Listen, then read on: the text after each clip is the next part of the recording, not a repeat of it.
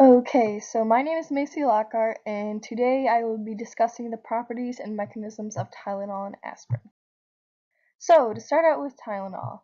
So, basically, Tylenol is part of the NSAID group, which is an over the counter pain fever medicine. It's a white pill and it has a bitter taste.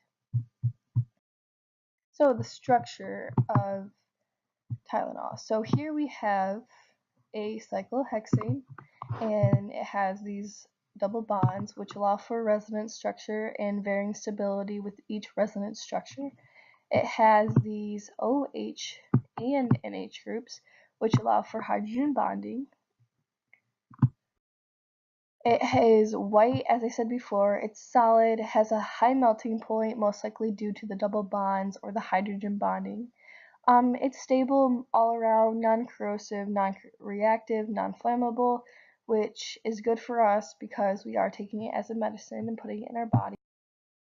Uh, the properties based on the structure, so as I said before, hydrogen bonding with the OH and H groups, the resonance from the double bonds, and has ability to act as an acid and a base because of these extra electron pairs that'll be found on the oxygen and the nitrogen right here, and then this will act as an acidic hydrogen.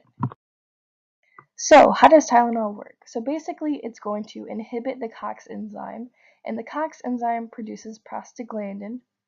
So, slowing the production of prostaglandin will allow for the decrease in pain and fever.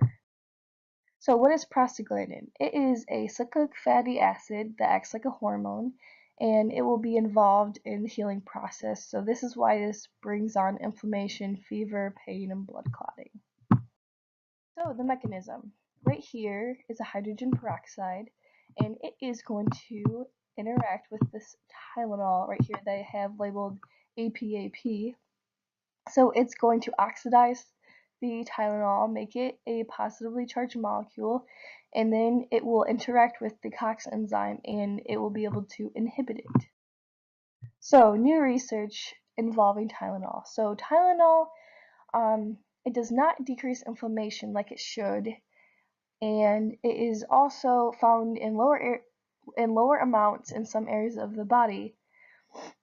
So they're thinking that it is selectively inhibiting a third COX enzyme that is not yet researched, and this is why it does not decrease inflammation and the differing amounts among different areas of the body.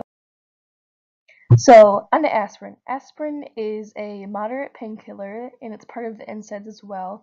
It does have an anti-inflammatory property, unlike Tylenol, and it acts as a blood thinner. So, the structure of aspirin is actually decently similar to Tylenol. It has this cyclohexane structure again, with this double bond that is going to allow for resonance. Right here, we have an OH group, so we know it can hydrogen bond. So, for the properties of aspirin, chemical, we have non-corrosive again, it's stable, and it has a pretty mild pH. It's not going to harm us. It's white, crystal structure, it's going to be bitter like Tylenol. High boiling point, most likely due to all the oxygens, double bonding, and the double bonding within the ring structure.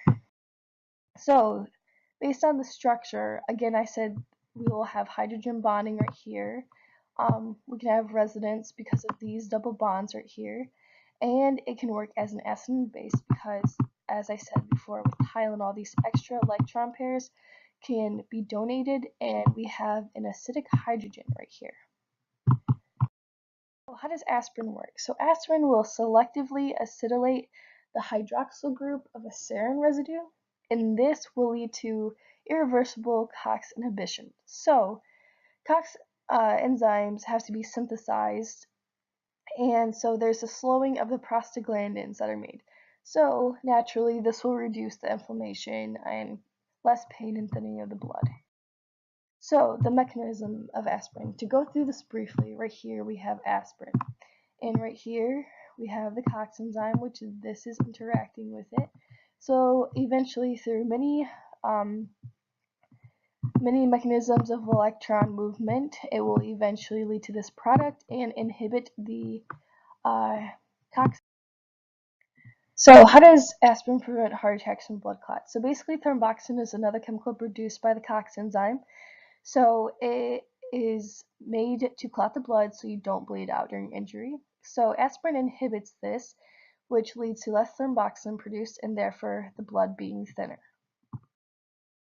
So new research on aspirin. So there's been some deaths related to aspirin. Aspirin is sometimes therapeutically used to lower risk of heart attack and blood clots in older people. So if you are an aspirin and you do get injured, you have a risk to bleed out because you cannot clot like a normal person. So this is my last slide. I hope you enjoyed my short presentation on aspirin and Tylenol.